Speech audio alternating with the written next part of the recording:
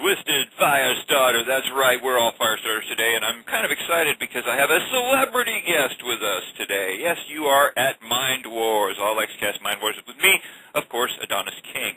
And we have a special guest today, and I don't want to take up too much time discussing other things because in just a moment here I'm going to introduce you to Rodney. And for those of you who don't know who Rodney is, I'm going to try and pronounce his last name. I'll get him on here, and I'll try and pronounce it, see if I get it right. But he was in the 9/11 conspiracy, the biggest conspiracy, I guess I put the emphasis on it, road trip with the BBC. Most of you probably have seen it by now. If you haven't, you should. It's worth taking a look at it for no other reason than I think it was the most amateur psyops operation I've ever seen. I've now looked at this thing like 4 or 5 times, you know, getting ready for this interview, and the more I look at it, the more I see this programming, this mind control element to it. It's using classic brainwash techniques. In fact, so classic that I really question whether or not it was was it, some people say, a psyops operation, like the government was involved, or was it just a personal psyops operation? We're going to get more into that with Rodney here in just a moment. In fact, let's get him on the line. Let's see if I can get him here. Rodney, are you with us? Yeah, can you hear me? Yes, hello? I can, sir. Good. Say hello to all of the resistors here at Resistance Hello, Radio. hi, thanks for listening. Hey, and I will actually try to be over on the board a little bit now and again. So are you on the board as well, Rodney? I'm not at the moment, no, hold on a second. Okay. we can all wait. Let's all celebrity. We bow before celebrity guests. No, get. Let me try to pronounce your last name. Let's see how close I get. Okay. Go for it. Okay, go for it. Shavrimutu. Yeah, Shavrimutu. Yeah. Shavrimutu.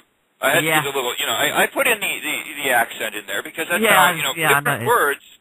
You go into French, for instance, and you have to it says I love languages. I love people, man. Don't ever get me wrong. I'm not racist. I'm racially aware and love races. I love them, man. I absolutely do. I love all people. So, Rodney, it's a pleasure having you on the show, and of course, you are now a big celebrity, right? I mean, right up there, you met Lady Gaga and all that. No, none of that.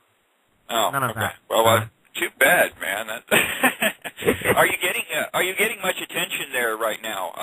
In all of this. You mean in public or? In public in the UK, are people going, hey, I saw you on that show, Yeah, I am actually. I'm getting a few people come up to me and shake my hand and say, well done for not breaking and whatnot. And that's been really positive. And I'd like to be another one that does that, by the way. I'd like to say I shake your hand for being, a person who stood by what you believe in. And I thought what we do today actually is... To be honest, let me just pull you up there.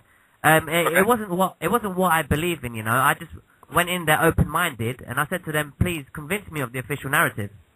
And, I went in there very open-minded. I wasn't trying to push 9/11 truth or anything. I just said, show me what you got. I know what's out there. And they didn't manage to change my mind.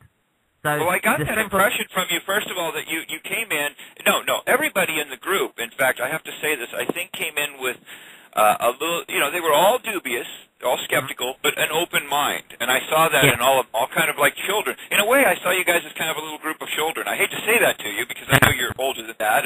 But do you understand what I mean when I say that? Yeah, I guess so.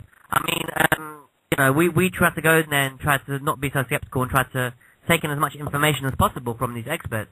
And, they just told us lies to our face. I mean, Brett Blanchard, the first guy that we met, told us that thermite can't cut steel. And of course it can. So, they just lied to our faces, basically. There's a lot of stuff that you didn't see. And it was just a lot of lies to convince... And that was stuff to try and convince us of the official narrative and not to question. It was more, don't question us, kind of thing. Rather than you're wrong. Yeah, they just don't want you to question them. The government... Well, they framed everything, didn't they? I mean, there's classic things in here that I saw that were very reminiscent of when I did...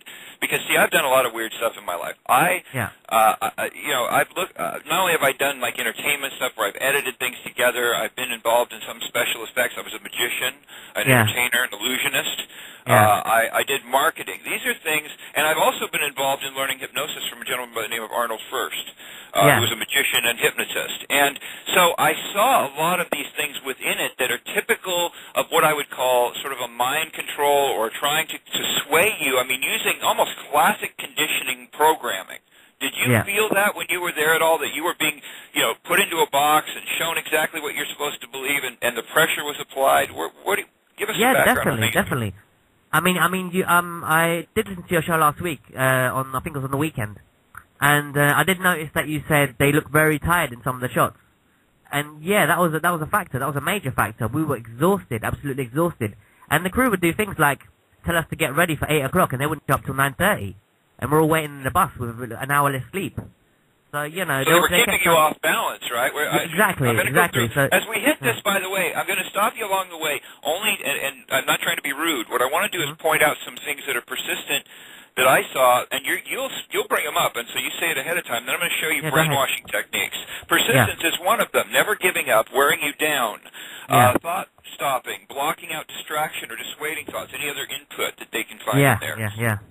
They love bomb you. When you start going along with them, they're more likely to like you and to pal up to you. They isolate people. I noticed that people were being, separated, and you were even separated out at one point. I noticed where it was like, no, come on, man. You don't believe this stuff, do you? I mean, they just showed us an experiment with thermite, and they didn't manage to melt the steel because it has to be contained. And also, we're talking about nanothermite being used in the World Trade Towers and not thermite. And I pointed that out, and I said it was bad science at the time. And they didn't show that. They cut that out. Now, did they Now, here's the other thing. A lot of times, and I'm curious what your meals were like. How were your meals? It was mainly fast food. Mainly fast food. So you were getting a lot of high caloric intake and low protein. Am I correct? No, you had your protein. You could get a steak if you want. They gave us basically $20 every night, and they said get what you want. So we did manage to get fast food. So I don't think we can blame food on them.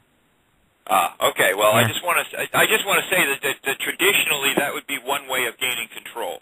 I mean, they choose when you get fed though. For lunch and whatnot. For lunch we're shooting, so they pick whatever it is. They usually get sandwiches. So I guess not much protein. Yeah. But see, if they can get you into a high caloric, low protein diet, you're going to be more susceptible to change. Yeah. And in fact, I think that's what they're really trying to do. I mean, I'm going to play something here from. Let me pop over here for a second to my other page. I have so much stuff. First of all, I think it's funny that it was a comedian That was ridiculous. Andrew Maxwell, born in 1974, an Irish stand-up comedian. He now resides in London, has 2 kids apparently. He's a Protestant background. He's from Ireland. What else? I mean, in Britain, is this guy really well known? Not really. I mean, he's a bit well known. He's not like to the youth and whatnot, but he's not that well known.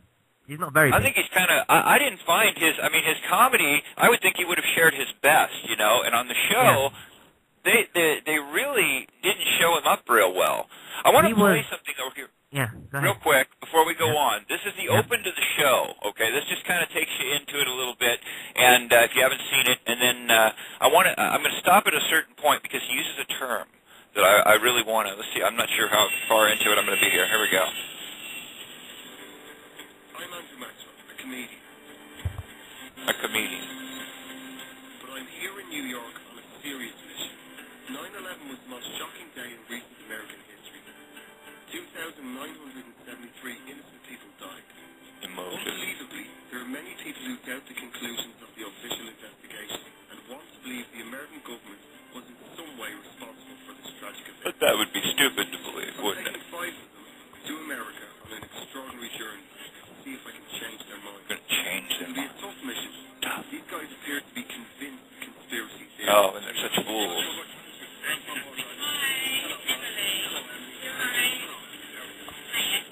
Five nice young people, open-hearted, open-minded, but with some doubt, some cynicism.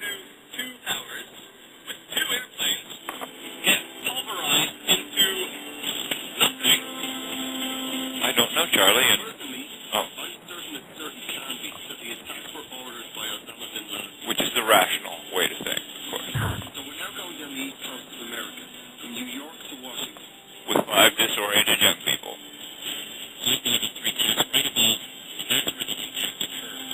who will control what they think, who will control the evidence. Relatives of victims. We will make them emotionally feel attached to people. And even the chief air traffic control. Big experts with names and What will happen papers with presidents' names on them. Maybe there'll be arguments. Maybe, because we will stimulate them. All that. We need drama for our reality television show. Cheers, Cell, baby. Cheers, Cell. Oh, Charlie asked for Prozac. Hey, all right. Anyway, that gives you just sort of the opening. I threw in a few little tidbits. I'm sorry. I got sarcastic there. But the point being, these people framed every moment of this. Yeah. And so, I mean, when you got off the plane, were you whisked away? I mean, was this? I mean, I noticed there was almost like a commanding presence, like you will come with us now. Did you kind of feel that? Or? I mean, that first clip that you just showed there was as soon as we got off the plane. So you know, we leave London at 6 in the morning. You know, I think it was about 4 in the morning.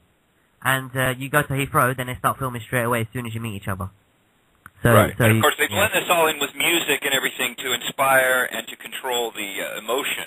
Yeah. Also, sorry, just to add, you know, we were never told who we were going to meet, so it was a complete surprise. And I think they did this for 2 reasons: one, to keep us on edge, and 2, so we didn't research these people and debunk them on the spot, which we did a lot of the time. Hey, have you researched and debunked some of the people that you were with? They're all debunkable, every single one of them, apart from the ones that were good. And can you give us just a brief rundown on the ones that you feel, you know, and why they should be debunked? Just something brief. Okay, from the show, let me think. You know, well, the Greg Faith on the farm, that was just, you know, ridiculous. Using eggs and flour and stones to represent... And Legos. You get the Lego building set. And Legos as well. 9/11 Lego building set.